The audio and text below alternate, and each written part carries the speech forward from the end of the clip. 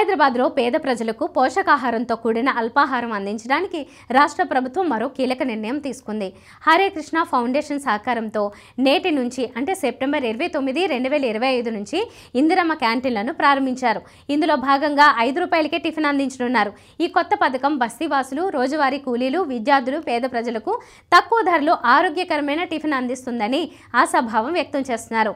ఈ మేరకు Moti Nagar mint compound వద్ద ఉన్న ఇందిరమ్మ క్యాంటీన్లో బ్రేక్ఫాస్ట్ పథకాన్ని మంత్రి పొన్నం ప్రభాకర్, మేయర్ గద్వాల్ విజయలక్ష్మి ప్రారంభించారు. మొదటగా 60 ప్రాంతాల్లో ఇందిరమ్మ క్యాంటీన్ల ద్వారా ఈ బ్రేక్ఫాస్ట్ పథకం అమలు చేయనున్నారు.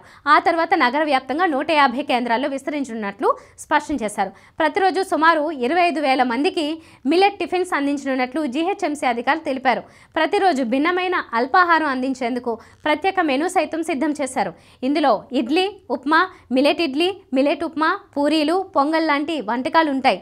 క్యాంటీన్లు వారంలో 6 రోజులు తెరిచి ఉండనుండగా ఆదివారం సెలవుగా ప్రకటించారు. ఒక టిఫిన్ తయారీకి ఖర్చు 19 రూపాయలు చేయనుండగా అందులో కేవలం 5 రూపాయలకు మాత్రమే ప్రజలకు చెల్లిస్తారు.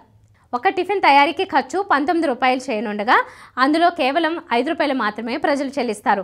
మిగిలిన 14 రూపాయలని జీహెచ్ఎంసీ భరిస్తుంది. హైదరాబాద్లో 2013 నుంచి అన్నపూర్ణ క్యాంటీన్ల ద్వారా ప్రారంభమైన 5 రూపాయల భోజన కార్యక్రమం పేదల ఆకలి తీర్చడంలో విజయవంతమవుతూ వస్తోంది. రేవంత్ రెడ్డి సర్కారు వచ్చాక జీహెచ్ఎంసీ పరిధిలోని కేంద్రాల సంఖ్య 139 నుండి 150కి పెంచారు. ఇప్పుడు వీటినే ఇందిరమ్మ క్యాంటీన్ల రూపంలో అల్పాహారం, భోజనం రెండింటినీ అందించడం పట్ల సర్వత్రా ప్రశంసలు వెల్లువెత్తుతున్నాయి. రోజువారీ కూలీలు, చిన్న ఉద్యోగులకు ఈ స్కీమ్ ఒక వరంలా మారనుందని, ఫుడ్ సేఫ్టీ ప్రమాణాలను కట్టుదిట్టంగా అమలు చేస్తామని అధికారులు చెబుతున్నారు.